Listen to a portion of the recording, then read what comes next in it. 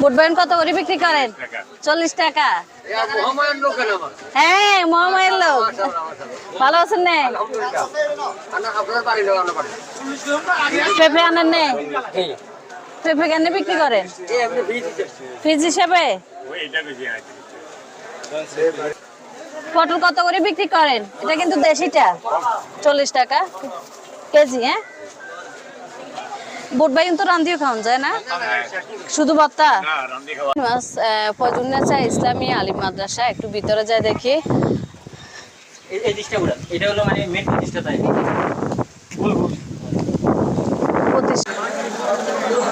কত করে বিক্রি করেন? ধরেন ইয়ে কত?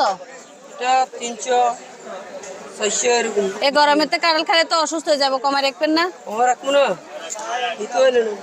হ্যাঁ, ইয়ে 300 কন ভালো বনে।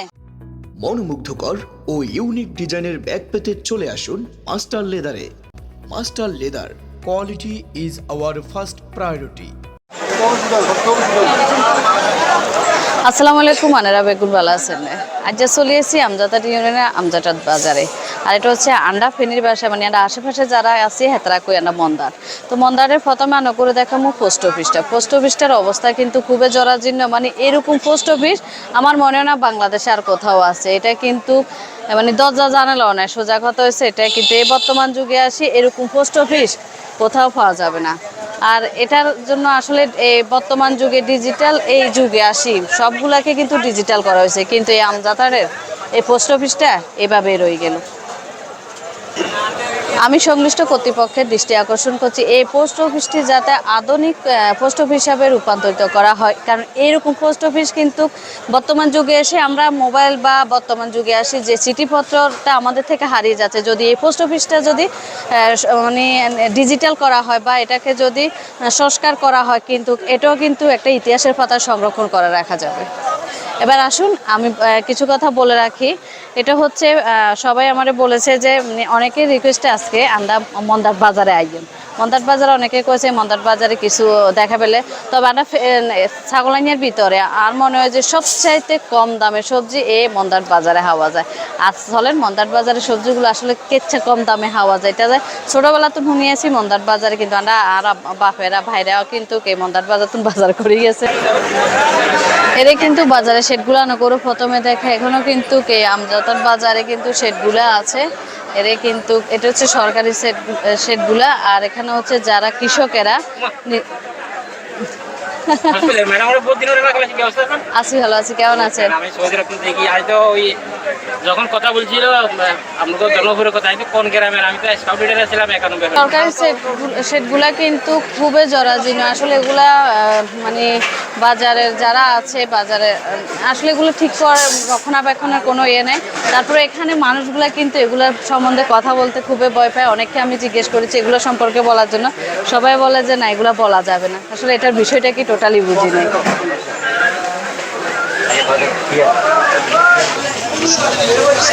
এটা হচ্ছে আমজাতার বাজারে মেন রাস্তা থেকে ঢুকার যে রাস্তাটা, এখানে প্রথমে ঢুকতে আছে।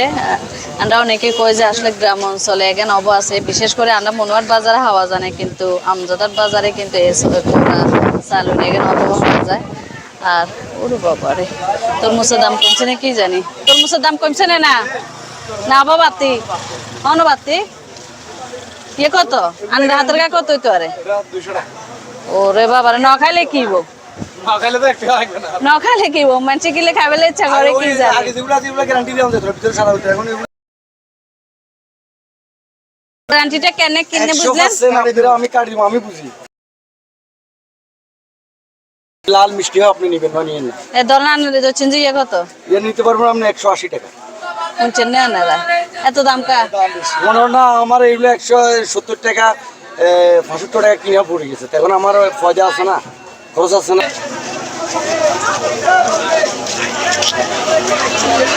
এই সে গাছটি, এই গাছের মানে অনেকে দেখে যে এখানে আসি ভিডিও করে ছবি তুলে। আসলে এই গাছটি কিন্তু আমজাতার বাজার একটা ঐতিহ্য।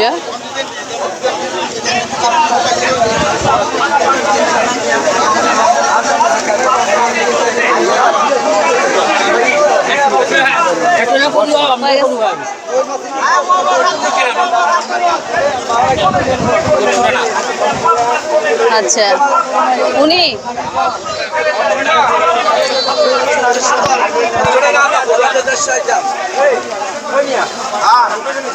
মাছের দাম কি বাড়তি নাকি?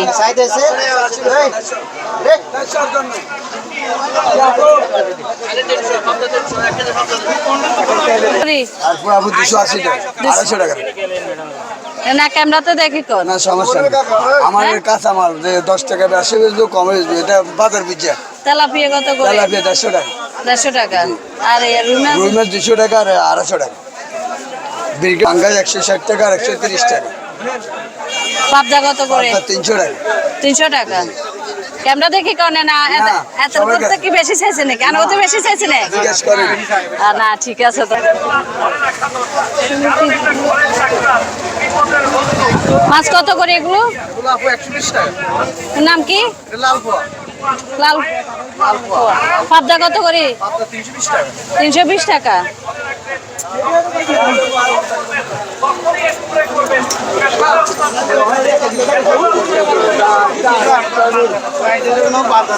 কাজকি কত করে? কাজকি 300 টাকা পুঁটি মাছ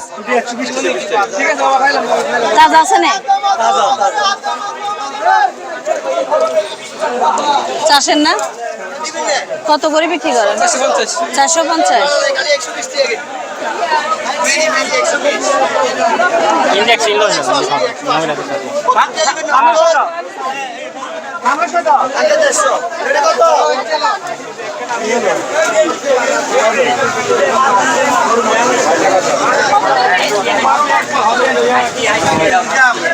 মাছের দামটা আসলে আমজাদ বাজারে মোটামুটি সস্তায়। ওগুলো কত করে কি জানি? তেলাপিয়া কত করে? তেলাপিয়া 60 টাকা 150 টাকা খালি 60 টাকা নেই 160 টাকা মানুষ তো বুঝতো না 160 করবেন তো 60 টাকা করলে তো মানুষ বুঝছে 60 টাকা গেলে লেবো। এবার আসেন মাছের রেট তো দেখলাম মোটামুটি শহরগুলা থেকে কিন্তু এখানে মাছের রেট খুবই কম আছে। এবার আসি সবজির কথা। আমরা সবসময় শুনে থাকি যে আমজাদার বাজারে সবজি মানে রেটটা খুবই কম থাকে। বরবটি কত করে? বরবটি কত করে? 1 কেজি 60 টাকা। তিত করলা? ভেন্ডি কত করে? শসিন্দা? তাহলে শহরের রেট আর এখানে রেট কি ডিফারেন্স আছে? অনেকে ও চাচা কবুতর কে আনেন নে? কবুতর কে আনেন নে? কার? আচ্ছা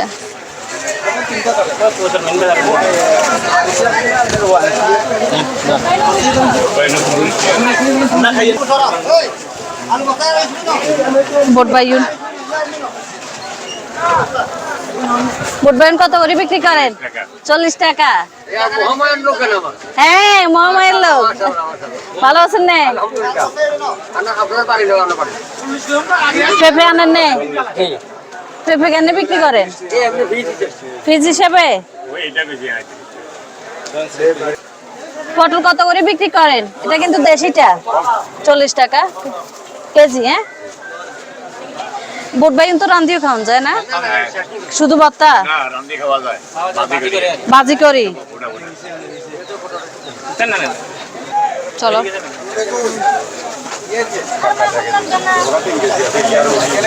প্রচুর দেশি কুমড়া আছে কিন্তু। ছোট আলু ছোট আলু কত করে কেজি? এই দাম বেশি না ভাইয়া? হ্যাঁ না ছোটগুলো আর কি চাইছিলাম।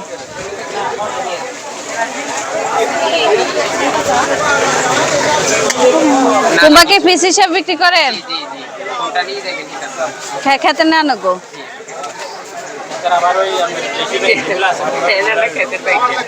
হাসানে। আচ্ছা খেতের জন ঠিক এই আছে তাহলে দামটাকে চায় মানে পিস হিসাবে ধরে নিয়ে নিলে কত হইব? 70 টাকা। আর শসা কত করে? হ্যাঁ 20 টাকা করি। আর তরই? 40 টাকা। ভেন্ডি? 40। আর দেশি বাইগুন? 40 টাকা।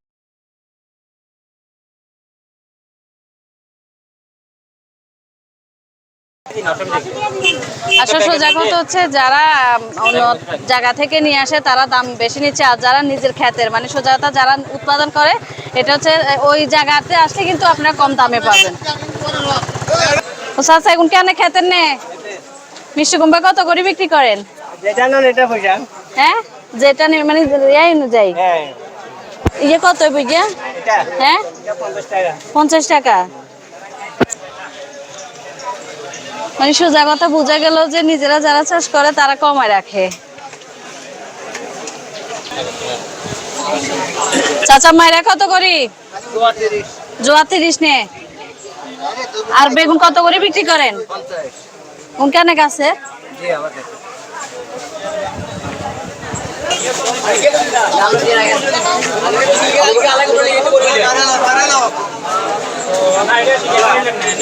লই যামু। চাচা বেলি কত করি? বেলি কত করি? 100 নে। কম নাই? 80 টাকা দিবেন নে। পেঁপে কত করি? পেঁপে কত টাকা? ওইদিকে তো মুসেটি 25 টাকা করে হয়েছি।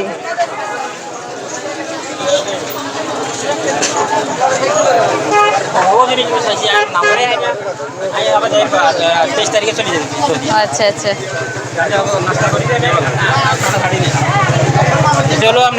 কচু চোয়া আই জানি তো আই গ্রামের মাইনিয়া ন সবজি ওগুলোর নাম জানি।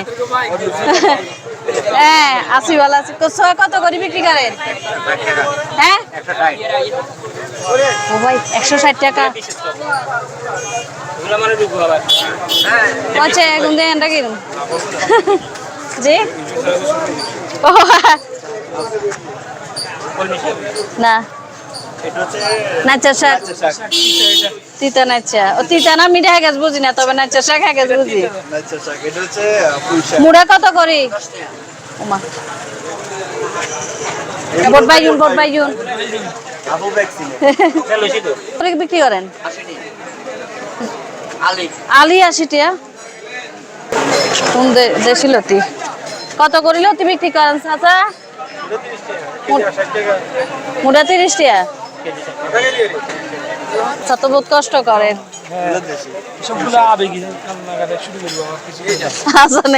আবেগি কন কত করে বিক্রি করেন মুড়া? 10 টাকা নে। খালি এখানে লই আছেন? কুমড়া কত করে বিক্রি করেন? মানে দিয়া বুঝা আর মানে একদম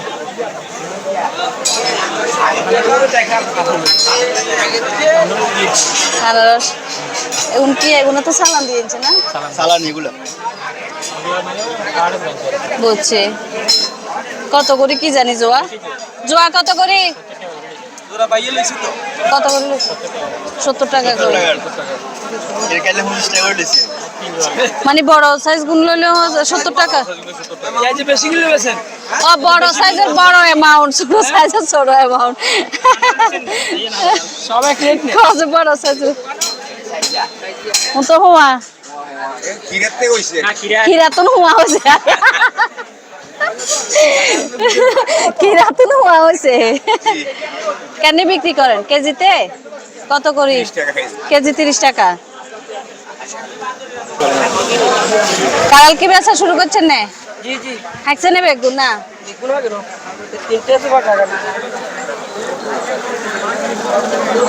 কত করে বিক্রি করেন? ধরেন ইয়ে কত?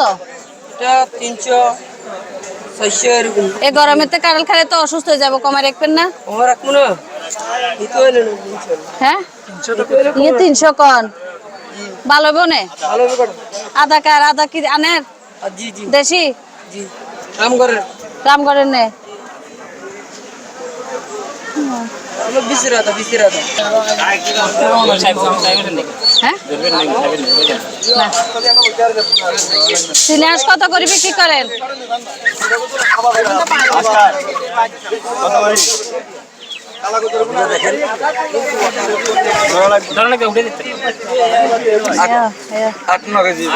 আট নয় কেজি জোড়া বেচবেন না? জোড়া বেচবেন তাহলে কেজি কত করে বেচবেন? কেজি কেজি না ধরেন থেকে হলে কত দিবেন? ইয়া আপনি মূল্য হইলে জানা দাম চাই চান হ্যাঁ চান দাম চান সাড়ে দাম হ্যাঁ দুইটা দুইটা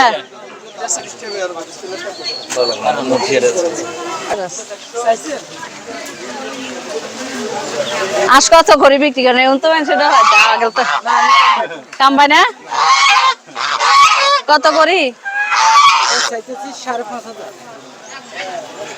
না ঠিক আছে আসমরকের দাম বেশি এটা বোঝা গেছে মাছের দাম কম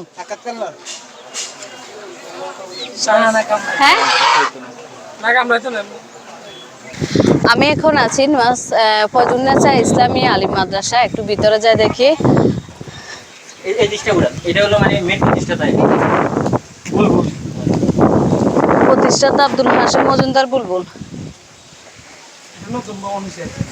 এটা ক্যামেরা অনেক পুরনো ছিল এগুলো হ্যাঁ আচ্ছা প্রতিষ্ঠাকান্ত কি লেখা আছে আর মাদ্রাসা এটা এর মান নামে দিছে আরে ওয়াজেন না সাহেব এর মান নামে দিবার প্রতিষ্ঠিত হলো 1996 সালে এটা আমরা দিছি আচ্ছা আচ্ছা কথা মানে একবারে ওই পাশের হার কেমন এই মাদ্রাসা আর শখে সব কিছু এবার এবার মানে বোর্ডের মধ্যে এবং আমাদের ফুলগাজির মধ্যে হুজুর এখানে না হুজুরকে জিজ্ঞেস করলে আমরা কিছু জানতে পারবো হুজুরের থেকে একটু সাক্ষাৎ হবে সুপারিনটেন্ডেন্ট করতে না যা থাকে তো বাড়িতে নেই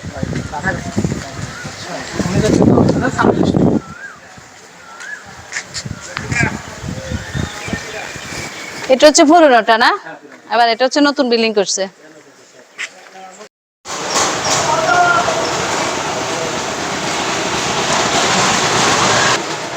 আমি এখন কথা বলবো বাজার একজন প্রতিষ্ঠিত ব্যবসায়ী ডালিম মজুমদার ভাইয়ের সাথে। আসসালামু আলাইকুম ভাইয়া, কেমন আছেন? ওয়ালাইকুম সালাম, আলহামদুলিল্লাহ ভালো আছি। ভাইয়া আপনি তো জানেন আমার বাড়ি হচ্ছে মনুরহাট আর এটা হচ্ছে আমজাদাত, মানে আমরা কাছাকাছি।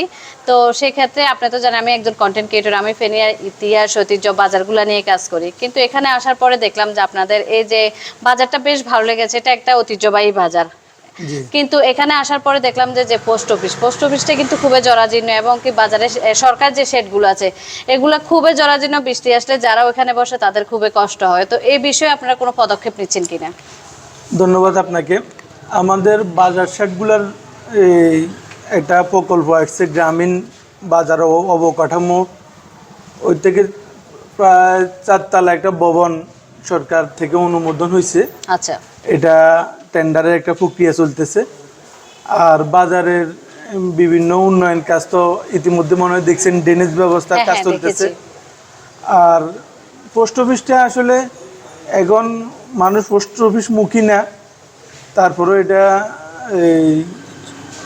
ইতিহাস আছে, যেহেতু এটা আমাদের একটা ঐতিহ্য, এটাকে কিন্তু সংরক্ষণ করা উচিত। হ্যাঁ হ্যাঁ, আমরা এটা আরো জরাজীর্ণ ছিল। হ্যাঁ, আমরা আমদাদাদের কিছু স্থানীয় ব্যবসায়ী কিছু টাকা দিয়া নতুন টিম দেখছেন মনে হয় পরে, এগুলো আমরা ব্যবস্থা করে দিছি। এখন ডাক বিভাগ আসলে এটা তো সরকারের বিভিন্ন প্রকল্প বিভিন্ন প্রজেক্ট উন্নয়ন করতেছে, এটা কি জন্য করতেছে না এটার বিষয়ে আসলে আমার সুনির্দিষ্ট কোনো ধারণা নাই। তো বাজারের অন্যান্য বিষয়গুলা নিয়ে কাজ চলতেছে। আমাদের মাননীয় প্রধানমন্ত্রীর প্লাস আমাদের নতুন সংসদ সদস্য আলাউদ্দিন আহমেদ নসিম সাহেব ড্রেনেজ ব্যবস্থা, একটা টিউবওয়েল দিতেছে, প্রায় 300টা লাইন দিবে, একটা ডিপ টিউবওয়েল, এরকম একটা টিউবওয়েল টেন্ডার হয়েছে। পাশাপাশি বাজার সাইডগুলো নির্মাণ হইতেছে। আচ্ছা, আর কোনো সমস্যা আশা করি থাকবো না। মানে আমরা আশা রাখি যে বাজারের সেটগুলো হবে আর পোস্ট অফিসে আশা করি টেন্ডার করাই নিয়ে এটা নতুন করে করতে পারবো। জি জি, আমরা সবাই সংসদ সদস্য সাহেবের কাছে অবশ্যই উপস্থাপন করা উচিত, এটা একটা আমাদের ঐতিহ্য। জি জি জি, ধন্যবাদ ভাই। ধন্যবাদ।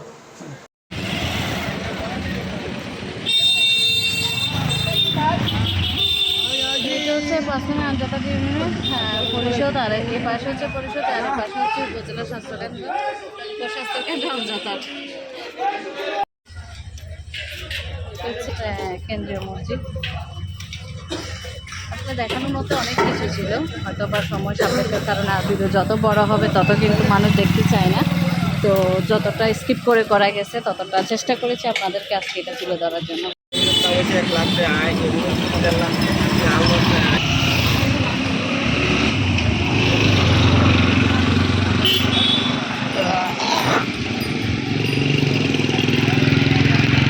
আরেকটা কথা বলে রাখি, যেটা না বললে নয়, এখানে যে সরকারি শেডগুলো আছে এটার অবস্থাও কিন্তু খুবই জরাজীর্ণ। এখানে বৃষ্টির দিনে তাদের অবস্থা যে কি হয় আল্লাহ জানে। এখানে যারা বাজার কমিটি আছে অবশ্যই এদিকে অবশ্যই নজর দিবেন। আর এই গ্রামের পরিবেশটাও কিন্তু খুবই সুন্দর। আজকে এখানে বাজারে আসার পরে আমাকে 3জন মানুষ মানে সম্পূর্ণভাবে সহযোগিতা করেছে। একজন হচ্ছে ভাইয়া, উনি হচ্ছে সৌদি প্রবাসী ভাইয়া। ভাইয়া মানে ভাইয়া তো সৌদি প্রবাসী, যারা মানে প্রবাসী থেকে যারা প্রতিদিন আমার ভিডিও দেখে, যাদের আসলে অনুপ্রেরণা আজকে আমার এতটুকু আসা, আব্দুল মালিক ভাই আমাকে যথেষ্ট সহযোগিতা করেছে। তার সাথে আমার ছোট ভাই 2জন আছে, একজন হচ্ছে সজীব আর একজন হচ্ছে শাহজাহান। ওরা কিন্তু স্টুডেন্ট, আর তার সাথে ওরা একজন সংগঠক, মানে সংগঠনের সাথে যুক্ত আছে। এই ভাই 2জনে কিন্তু আজকে আমাকে যথেষ্ট পরিমাণে সহযোগিতা করেছে। আর হচ্ছে রাকিবকে আমি যখন কালকে নক করেছি, রাকিব আমি আমজাদহাটে যাব, এখন কিভাবে কি করা যায়, এই আমাকে সর্বোচ্চ সহযোগিতা করেছে। বলেছে যে আপু কোনো সমস্যা হলে আমাকে নক দিবে। আর যে শাহজাহানকে বলে রাখছে, সকালে বলে রাখছে আমি আসবো, যাতে আমার সাথে থাকে। ধন্যবাদ ভাইয়া আপনাদেরকে, আর ছোট ভাই তোমাদেরকে ধন্যবাদ আমাকে এত সুন্দরভাবে তোমরা এই বাজারটা ঘুরে দেখানোর জন্য।